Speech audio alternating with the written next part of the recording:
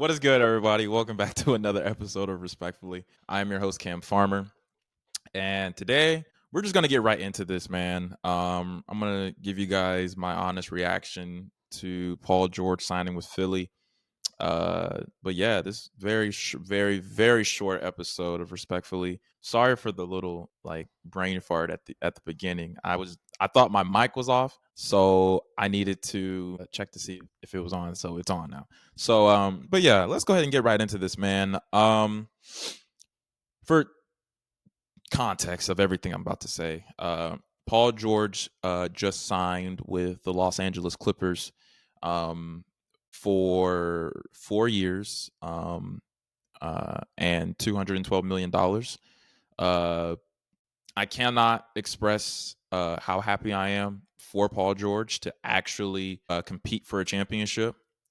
Eastern Conference isn't as loaded uh, as the West, so Philly is the one of only two Eastern Eastern Conference contenders that actually made legit moves.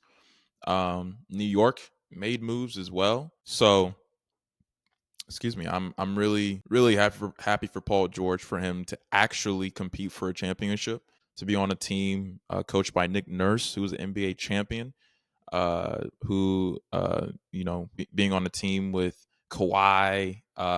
Yeah, I mean, PG is in great hands.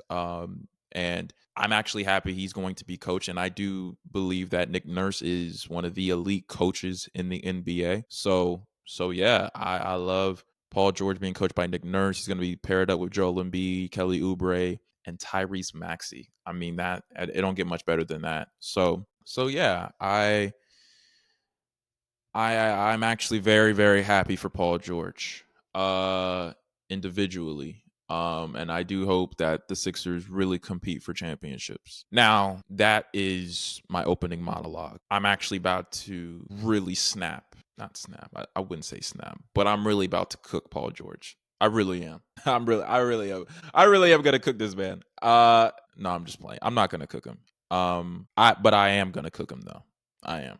Uh, Paul George, ever since he signed with the Philadelphia 76ers, he has been going on his podcast and has, given story times about, behind the scenes things that went on with the Clippers, his contract negotiations ever since free agency started.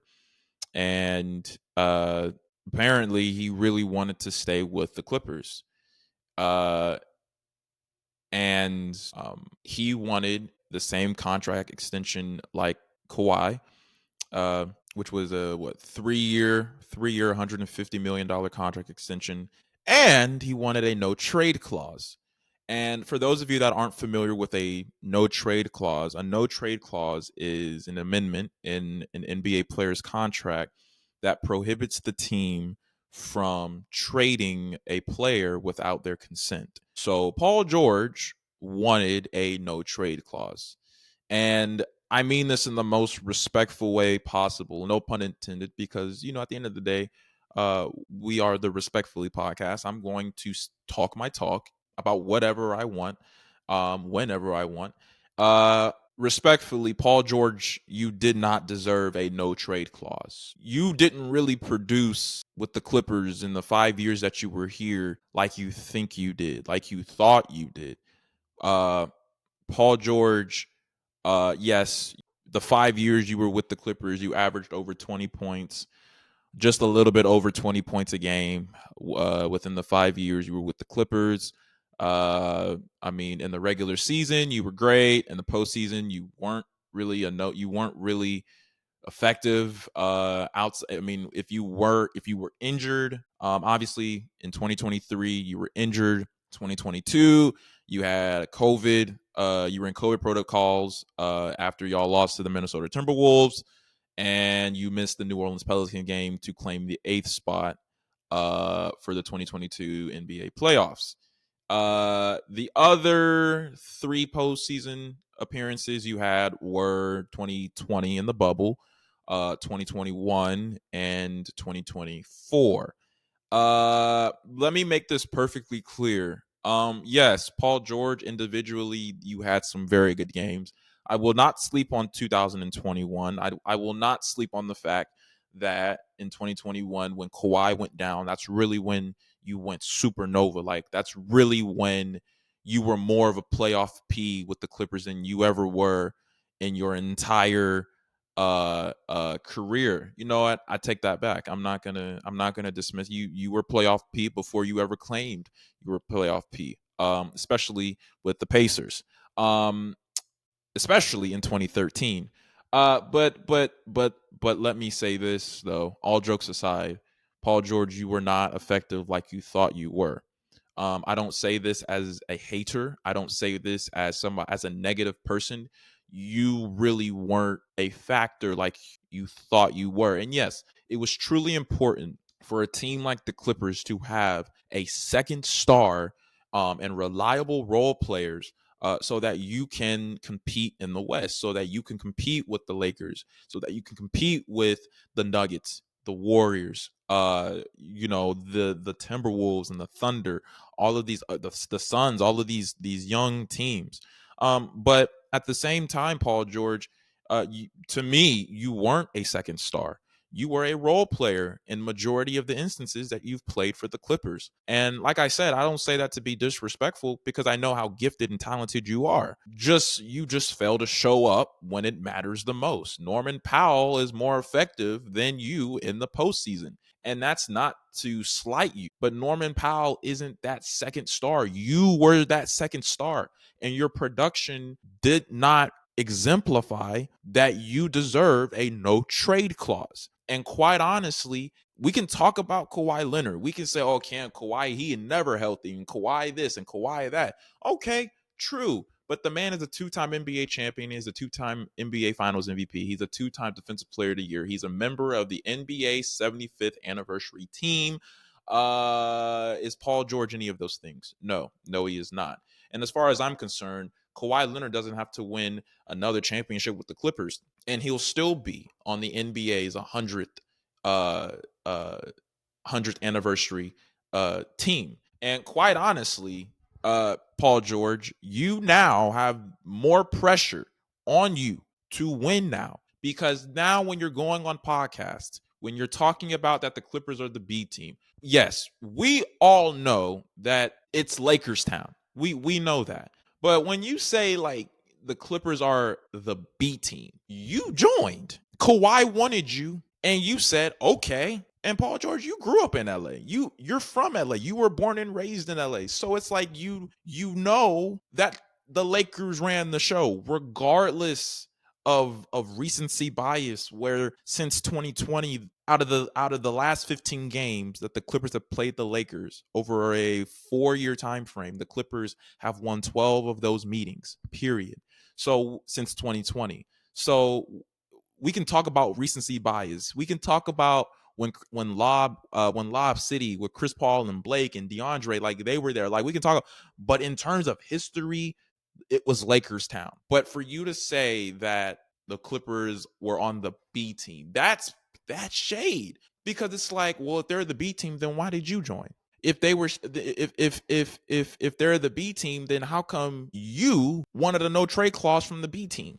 Like like that makes no sense. And then on top of all of those things, you make a statement that honestly you never should have made in the first place. You talk about, like, in terms of your expectations from the fans in Philadelphia. You tell all Philly fans to bring on the criticism. Go as hard as you can.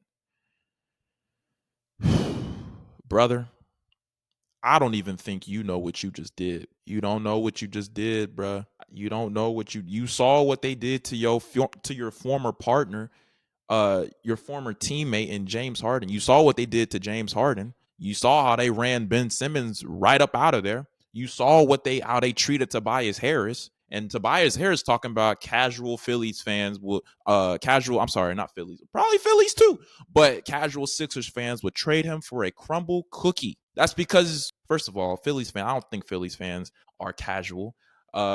Historically, Philadelphia loves their sports teams. Philadelphia loves the 76ers. to a point where they will get real disrespectful. If you see them disrespect the opponents, what makes you think that you won't get disrespected as the home team? They boo you for a reason. They booed the Sixers when they were playing the Knicks because the Sixers were losing. They booed them because it's like, yo, what are y'all doing? What are y'all doing? So now, Paul George, you have the opportunity to actually compete for a championship and to shut people up. I want you to shut me up. Cam talking like Paul George gonna see this. I don't care if he sees this. I don't care. And if he does see this, okay, cool. I said what I said. Paul George was not effective with the Clippers. Paul George was not a consistent number 2, and he most certainly was not a reliable number 1 option. And if there was any moment in history where Paul George was with the Clippers that he exemplified a number 1 option, was in 2021 when he led the Clippers to their first and only conference finals appearance, period. Now that, then is when you should have asked for a no trade clause. But bruh, in 2022, you were nowhere to be found. I mean, yes, you were injured. You played 31 games in 2022. You were in COVID protocols after you lost to the Timberwolves by 5. I mean, don't get me wrong. Statistically, you had a great game. You dropped 34.